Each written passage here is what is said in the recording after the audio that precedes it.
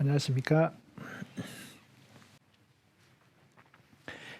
지난 시간에 소개해드렸던 고광순 의병장의 불원복 태극기인데요. 제가 다시 한번 말씀드리는 것도 의미가 있을 것 같아서 오늘은 이 태극기를 먼저 소개해드리고 이어서 강의를 하겠습니다. 불원복 태극기가 머지않아 제대로 된 평가를 받으리라고 생각합니다. 우리나라 이 대한민국이 앞으로 쭉쭉 뻗어나가려면 저는 반드시 불원복 태극기가 평가를 받아야 된다 이렇게 생각합니다. 왜냐하면 이 국기라는 것은 국가의 상징이지요. 우리나라 대한민국이 태극기를 국가의 상징으로 채택을 했는데 정작 저는 태극기의 의미를 한국인들이 스스로 잘 모르고 있다 이렇게 생각을 합니다. 태극기가 주역의 복잡한 철학을 담고 있다. 뭐 이렇게들은 많이 얘기하는데 그러면 태극기가 담고 있는 그 철학이 무엇인가 제대로 설명하는 글을 찾아보기가 어렵습니다.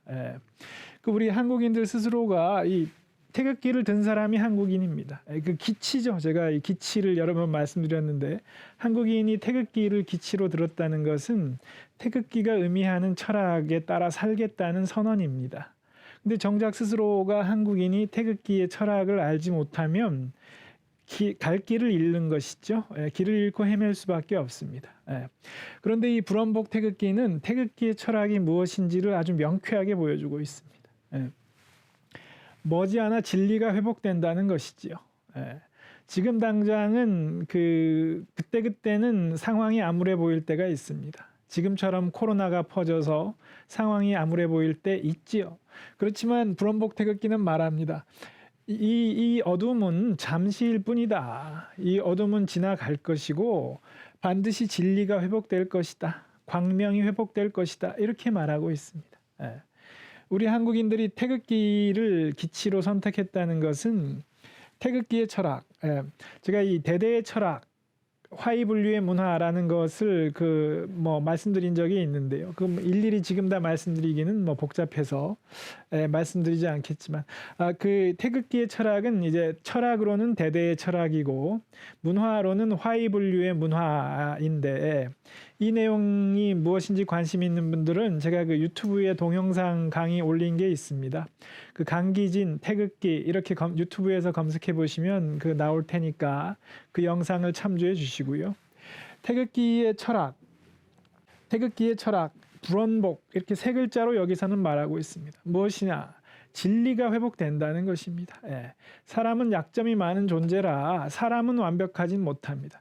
그렇지만 사람은 끊임없이 진리를 지향해 나가고 있기 때문에 이 세상은 결국 진리의 세상이 될 것이다. 이렇게 말하고 있죠. 그렇게 해서 매일매일 일신우일신이죠. 나날이 좋아지고 있고 나날이 진리를 향해 나아가고 있다는 것을 태극기는 말하고 있습니다. 한국인이 태극기를 기치로 선택했다는 것은 우리 한국인들이 이 세상을 진리의 세상으로 만드는 데 기여하겠다는 것입니다. 이 진리의 세상, 밝은 광명으로 가득 찬 세상을 만드는데 우리 한국인들이 기여하겠다는 것이죠.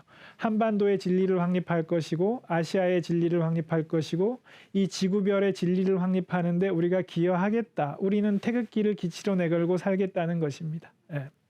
태극기의 의미를 잘 보여주는 것이 너무 멋진 태극기가 불원복 태극기입니다. 그런데 이 태극기가 너무 안 알려져 있습니다. 작년에 진관사 태극기는 상당히 많이 알려져서 주목을 받았는데도 불원복 태극기는 아직까지 많이 알려져 있지 않습니다. 저는 이 불원복 태극기가 머지않아 회복될 것이라고 써 있죠. 머지않아 불원복 태극기가 제대로 된 평가를 받을 날이 오리라고 생각합니다.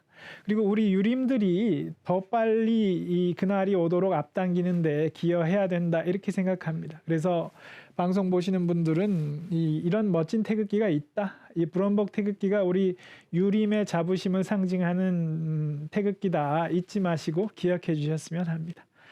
그러면 오늘 강의 이어가겠습니다. 무망대 대흉입니다. 무망대 대흉 25번째와 26번째 괴입니다. 무망은 진실무망하다 할 때 무망입니다. 진실무망으로 나가는 경우, 군자가 진실무망하게 행동하는 경우와 대흉, 이 흉은 길들이다는 뜻입니다. 제가 소흉괴 9번째 괴가 소흉괴지요. 여기는 대흉괴입니다. 대흉. 크게 길들이는 길. 크게 크게 도모하는 경우, 그 경우를 말하는 것입니다. 그래서 이렇게 대대를 이루는데요. 이 무망대 대흉은 먼저 이걸 한번 구분할 필요가 있습니다. 우리가 갈왕자죠. 갈왕자와 단일행자인데 갈왕자 가다는 뜻입니다. 가다는 행한다는 건 단일행, 갈행이라고도 하지요. 뜻이 비슷해 보입니다. 갈행이나 단일행이나 갈왕이나 단일행이나 비슷해 보이는데 주역에서는 이 두 글자를 의미를 구분해서 쓰고 있습니다. 이 무망의 길에서 이 두 글자가 나오는데요. 무망의 길은 이 일요사에는 무망으로 왕하면 길하다 이렇게 말합니다. 육효사로 가면 무망으로 행하면 잘못됨이 있다 이렇게 말합니다. 그래서 왕과 행을 다른 의미로 쓰고 있다는 것이죠. 그럼 어떻게 다른가? 왕이라는 것은 이 왕은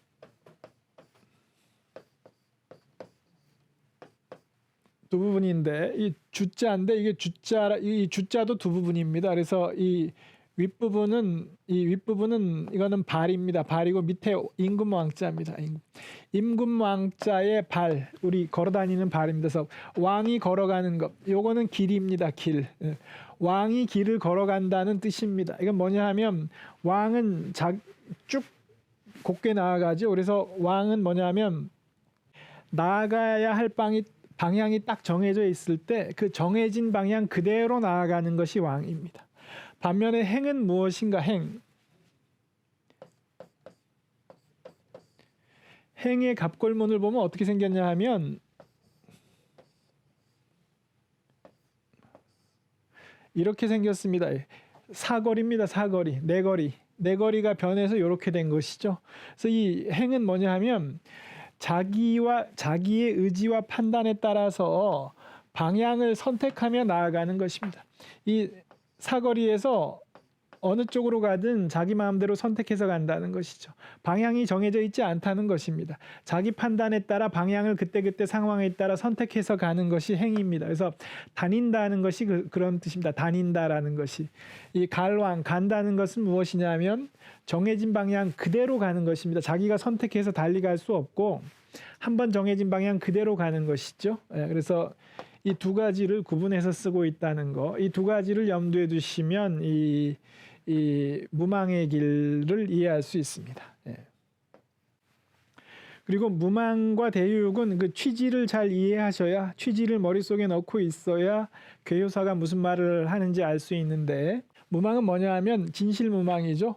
뭐를 어떻게 해보겠다는 의도 없이 나의 의도를 버리고 일체의 의도를 배제하고 진실무망하게 대응해 나간다는 것입니다. 내 의도 없이. 그래서 그러므로 이때는 그 어떤 방향이 이미 정해졌으면 그 길을 갈 때는 길한 결과를 가져오는데 자기 의지 판단에 따라서 방향을 선택해야 하는 경우는 이 무망이 맞지 않는 것입니다. 그렇기 때문에. 이해되시죠? 왜 이 차이가 나는지. 그래서 어떤 일을 행해야 하는 경우가 있죠. 자기 의지와 판단에 따라 어떤 일을 행해야 하는, 어떤 일을 실천해야 하는 경우, 그때는 무망의 길은 맞지 않는 것입니다. 그래서 군자가 무망의 길을, 지금 이 상황이 내가 무망의 길을 가야 되는지 아니면 대육의 길을 가야 되는지 상황을 보고 선택해서 가야 됩니다. 무망의 길을 가서 좋은 결과를 가져올 수 있을 때가 있고 무망의 길로 가서는 좋은 결과를 가져올 수 없는 때가 있는 것입니다. 그것을 구분해서 가야 한다는 것이죠. 그래서 어떻게 구분할 수 있냐면 군자가 어떤 일을 적극적으로 도모해야 할 때가 있습니다. 도모해야 할 때. 그때는 행해야 하는 경우죠. 이때는 무망의 길이 맞지 않습니다. 이때는 대육의 길로 가야 되겠죠. 반면에 나아가야 할 방향이 분명히 정해져 있고, 그럼 군자가 리더다, 사람들을 이끄는 회사의 대표다, 지도자다 이렇게 할 때 그 공동체가 나가야 될 방향이 분명하게 정해져 있고, 또 하나 중요한 것은 그 공동체의 구성원 모두가 그 방향을 잘 알고 있고 그 방향에 동의할 때, 첫 번째 조건, 제가 볼 때 이 무망의 이 무망이 좋은 결과를 가져오려면 첫 번째 이겁니다. 그 공동체의 구성원 모두가 그 방향을 알고 있고 그 방향에 동의하고 있을 때. 두 번째, 이건 적재적소. 그 적재적소에 이 인재가 배치되어 있을 때, 합당한 인재가 적재적소에 배치되어 있을 때, 그때는 리더는 무망의 길을 가야 합니다. 그때는 무망의 길을 가야 그 대육의 길을 가는 것보다 더 좋은 성과를 낼 수 있다는 것이 바로 저민들의 판단입니다. 그래서 무망의 길이 있는 것입니다. 뭐냐면 이때는 수성의 길이죠. 수성의 길. 수성의 길은 대육이 아니라 무망으로 가야 더 좋은 성과를 낼 수 있다는 것입니다. 조건은 두 가지입니다. 모두가 그 방향에 대해 동의할 것, 그 다음에 적재적소에 인재가 배치되어 있을 것. 그때는 군자가 자기 의도를 가지고 뭘 해보겠다 이러지 말고 진실무망한 태도로 그냥 믿고 맡겨두는 것이 가장 좋은 결과를 가져올 수 있다는 것입니다. 그래야 이 공동체 모든 구성원들의 잠재력이 한껏 발휘될 수 있기 때문에 가장 좋은 결과를 가져올 수 있다는 것입니다. 반대로 수성이 아니라 경장을 해야 할 때, 경장이라는 것은 이거죠. 해이해진 것을 고쳐서 긴장시키는 것, 경장, 가보경장, 뭐 이런 경장이죠. 어떤 사회제도를 개혁해야 할 때, 그럴 때는 무망의 길을 갈 수 없는 것이죠. 예. 또는 이 적재적소에 이 필요한 인재가 배치되어 있지 않다. 그러면 필요한 인재를 발굴하고 적재적소에 앉히는 일을 먼저 해야 합니다. 이런 것이 대육의 길이라고 할 수 있습니다. 예, 그래서 군자는 자기가 처한 상황을 보고 판단해서 지금이 이 무망의 길로 가야 할 때인지 대육의 길로 가야 할 때인지를 판단해서 나아가야 하는 것입니다. 그래서 두 갈래 길이 지금 군자 앞에 주어지는 것입니다. 예. 그럼 무망의 길을 한번 보실까요? 무망의 길. 처음에 양이 온 것은 무망한 태도로 왕하는 상이다. 길하리라. 예. 처음에 양이 온 것은 이 군자가 진실무망하게 어떤 자기가 뭘 도모하겠다는 의도 없이 그냥 이 공동체의 구성원들한테 믿고 맡기면 1단계에서 그렇게 믿고 맡기면 좋은 결과를 가져올 수 있다는 것입니다. 예. 그런데 2단계에 가서도 믿고 맡기면 별로 좋지 않은 결과를 가져온다는 것입니다. 예. 2단계 뭐냐면 수확하려고 경작하는 것이 아니고 좋은 밭을 이루려고 일구는 것이 아닌즉 의도를 가지고 뭘 하지 않기 때문에 성과를 달성해 보겠다는 의도를 가지고 밀고 나가지 않기 때문에 성과가 잘 안 나겠죠. 예. 물론 이 안 나는 상태조차도 그 단계를 밟고 가야 됩니다. 최종적으로 이 가장 길한 결과를 얻기 위해서 그 성과가 안 나오는 단계를 밟고 지나가야 되는데 이 무망의 길은 그래서 이런 이 믿고 맡겼을 때 중간에 성과가 안 나오는 것을 인내하고 견뎌야 합니다. 예. 그걸 참고 견뎌야 나중에 더 좋은 결과가 나오기 때문에. 그래서 2단계는 그렇게 말하고 있는 것입니다.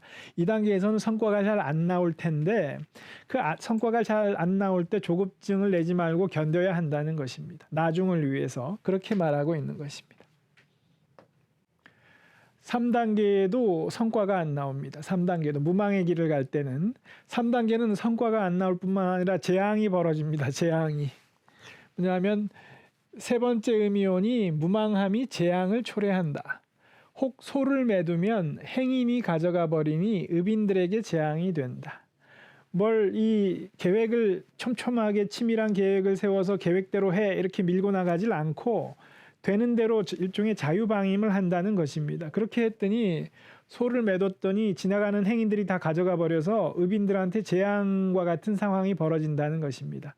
이 진실무망의 길을 갈 때 3단계에서 위기가 벌어지는 것이지요. 이런 위기의 단계들이 벌어지는데 그것을 참고 견디면 나중에 가장 좋은 결과가 나온다고 말하는 것입니다. 이런 단계를 거치게 된다는 것이죠. 네 번째, 정할 수 있어야 허물이 없으리라. 2단계에서 성과가 안 나왔고 3단계에서는 성과가 안 나올 뿐더러 재앙이 벌어지기 때문에 4단계로 가면 사람들이 이게 지금 이 무망의 길을 가는 게 맞나라고 회의감이 들고 흔들리게 된다는 것이죠. 그래도 흔들리지 말고 정해야 그래야 한다는 것입니다. 그래야 5단계에서 가장 좋은 결과를 달성할 수 있다는 얘기를 하고 있는 것입니다. 5단계죠. 음이 다섯 번째 오니 무망함을 질환으로 여긴다. 사람들이 이런 시련을 거쳤기 때문에 이 무망한 이런 일처리가 이거 오히려 질환 아니냐 이렇게까지 여긴다는 것입니다. 그러나 흔들리지 말고 고수하면 여기 나오죠. 그러나 고치지 말아라. 약을 쓰지 말라. 고치려고 하지 말아라. 참고 견디면 아주 좋은 결과가 나온다. 기쁜 일이 있으리라. 이 과정을 거치면 5단계 후반부에 가면 절정의 단계에 가면 대육의 길을 가는 것보다도 더 좋은 결과, 기쁜 일이 있다는 것입니다.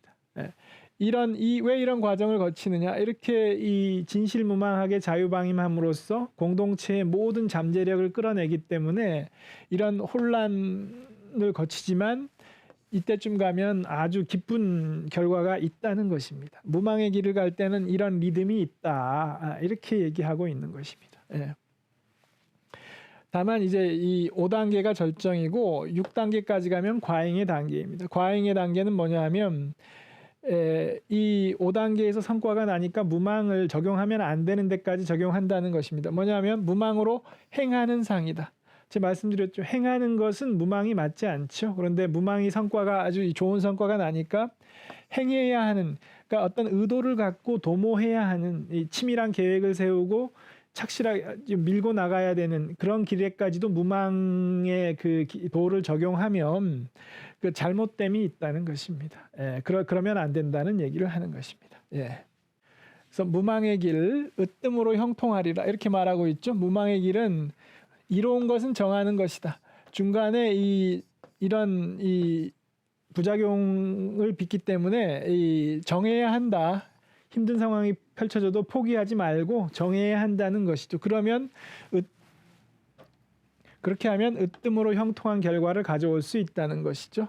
다만 그것이 바른 것이 아니라면 잘못됨이 있을 것이다. 이렇게 말하고 있습니다. 무망을 적용하면 안 되는, 행해야 하는 일에까지 무망을 적용하면 잘못됨이 있을 것이니 이 취사 선택을 해야 한다. 이렇게 말하는 것이죠. 이렇게 해서 무망을 설명드렸습니다. 그리고 무망과 대를 이루는 대육. 이거는 도모함이 없는 길이고 여기는 아주 적극적으로 도모하는 길이죠. 대육을 한번 살펴보시겠습니다.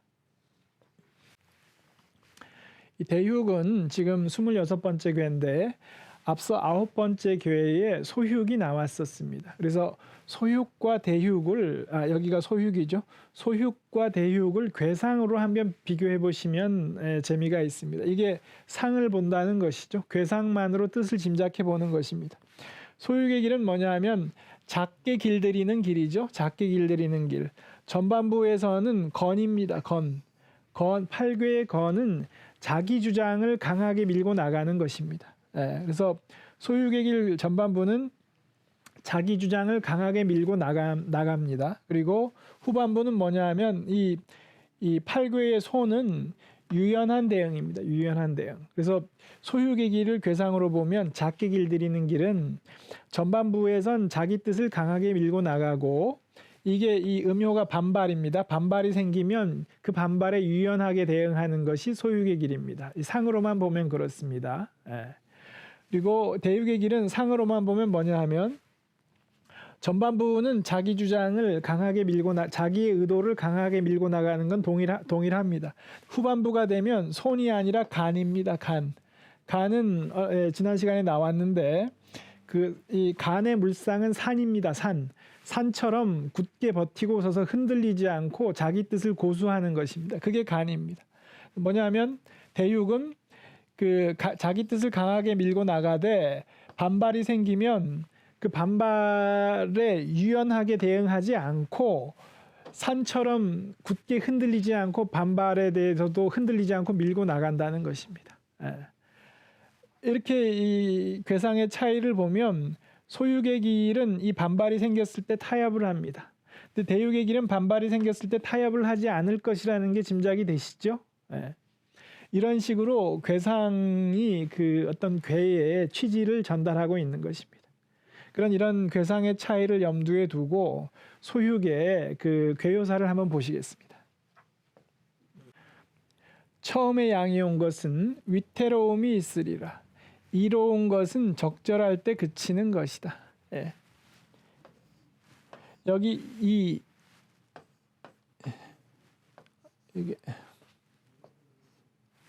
그칠 이자는 이게 뭐냐면 영어로 enough하고 비슷한 뜻입니다. 잘 안 써지네요. 영어로 enough, it's enough 뭐냐면 좀 더 드시겠습니까? 하면 no thanks, it's enough 이렇게 하면 뭐냐면 저는 이제 충분히 먹었으니까 그만 먹겠습니다. 이런 거죠. 이 이자가 한문에 많이 쓰이는데 그런 뜻입니다. 뭐냐면 이제 충분하게 됐기 때문에 그만하겠다, 그만 그친다 이런 뜻입니다. 그래서 뭐냐면 처음에 양이 온 것은 위태로움이 있다. 자기 뜻을 강하게 밀어붙이는 거죠. 이렇게 자기 뜻을 강하게 밀어붙이면 상대방이 반발하니까 위태로움이 있다는 것이죠. 그래서 상대방이 반발할 때 이로운 것은 적절할 때 그치는 것이다. 일단 자기 뜻을 강하게 밀어붙이고 상대방이 반발하면 그만한다는 것이죠. 그 정도면 됐다 하고 일단 그만한다는 것이죠. 이렇게 해서 이 성과를 처음에 거두는 것입니다. 2단계 양이 두 번째 오면 수레가 복토를 벗긴다. 이게 무슨 말이냐면 양이 두 번째 왔다는 것은 역시 자기 뜻을 강하게 밀고 나간다는 것입니다. 그리고 상대가 반발할 때는 어떻게 대응하느냐? 수레의 복토를 벗긴다는 것입니다. 이 뜻이 갑자기 뜬금없이 튀어나온다고 생각되실 텐데 소유의 길을 다시 한번 찾아보시면 이해할 수 있습니다. 소유의 길은 뭐냐면 그 군자가 밀고 나가니까 상대방이 반발해서 수레가 멈춰 섭니다. 바퀴가 벗겨진다. 사고가 나서 수레가 멈춰 서는 상황이 소유의 길에서 벌어집니다. 대유의 길은 뭐냐 하면 작정하고 상대가 반발할 때 아예 군자가 스스로 수레를 세운다는 얘기입니다. 이미 그 상대가 반발 두 번에 걸쳐서 이 군자의 뜻을 강하게 밀어붙였기 때문에 상대방이 반발할 것이다. 그 반발을 예상하고 아예 작정하고 수레를 세운다는 뜻입니다. 왜 수레를 세우는가? 3단계를 보시면 알 수 있습니다. 3단계 양이 세 번째 오니 양말을 뒤쫓는 상이다. 양마, 좋은 말을 뒤쫓는 상이다. 뭐냐면 지금 이 군자의 상대방이 그 군자가 탄 수레를 끄는 말로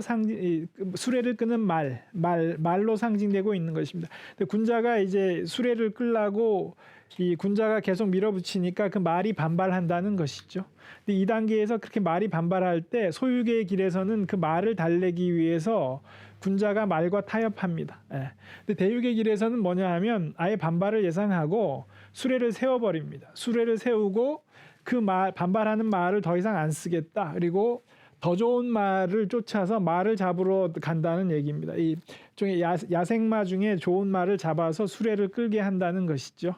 그래서 대유의 길은 뭐냐면 소유의 길하고 이 비교를 해야 의미를 알 수 있습니다. 그래서 소유의 길과 이 접근법이 다른데요. 어떻게 다른가? 상대가 반발할 때 상대와 타협하지 않고 상대와 타협하는 게 유연한 대응이죠. 아까 괴상에서 살펴보셨죠? 소유의 길은 상대가 반발할 때 적절한 선에서 타협을 합니다. 그렇기 때문에 작게 길들이는 길이고 대유의 길에선 상대가 반발할 때 타협하지 않고 상대가 반발하기 때문에 그럼 상대를 내치고 더 좋은 말을 데려다가 말을 교체하겠다는 것입니다. 그렇게 한다는 것입니다. 그렇게 하기 때문에 더 큰 이 성과를 달성할 수 있다. 이렇게 말하고 있는 것입니다. 그래서 이 소유의 길과 대유의 길을 비교하셔야 의미를 이해하실 수 있습니다.